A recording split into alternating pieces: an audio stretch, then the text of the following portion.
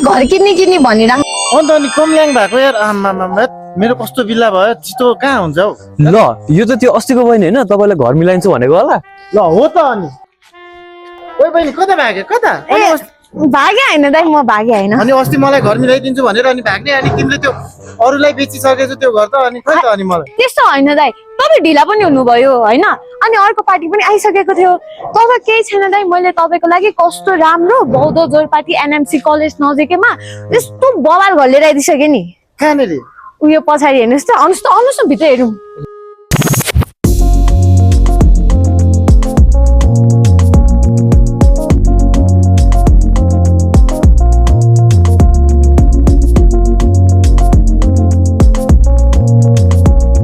ओहो बहिनी यो घर त अस्ति हेरे भन्दा पनि राम्रो रहेछ ल के छ यसको डिटेल्स प्राइसहरू भन मलाई मन पर्यो भने म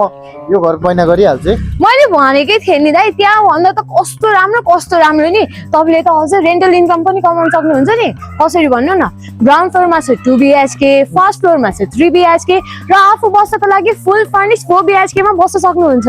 पार्किङमा पनि तपाईँले दुईवटा गाडी मजाले पार्क गर्न सक्नुहुन्छ अब पार्किङ गर्नलाई त बाटो पनि त चाहियो नि बाटो पनि 13 फिटको मजाको फराकिलो छ अनि लोकेसन त मैले तपाईँलाई भनिहालेँ बौद्ध जोरपाटी मेडिकल कलेज नजिकमा होइन त अनि त्यसपछि दाइ प्राइसको कुरा गर्दाखेरि चाहिँ होइन तपाईँले 4 करोड 60 लाख लिन सक्नुहुन्छ तर यस्तो नि दाइ तपाईँ त मेरो आफ्नै दाइ हो म तपाईँलाई अलिकति हेभी डिस्काउन्ट मिलाइदिन्छु के दाइ तर त्यो प्राइसको त अनि दाइ दुई तर्फीबाटै खुलेर बनाएको हो पूर्व र उत्तर ल दाइ मन पर्यो होइन त घर त मन पर्यो भने मलाई चित्त पनि बुझ्यो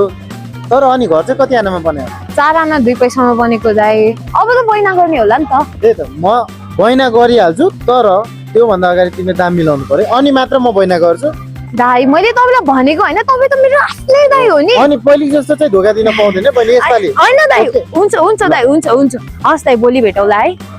मेरो दाइलाई मन परिसकेको छ उहाँले बैना गर्नु अगाडि तपाईँ बैना गर्न चाहनुहुन्छ भने तुरुन्त यति होमस्टेलाई सम्पर्क गर्नुहोला Host, कुनै जमी यति होस्ट fulfills your dream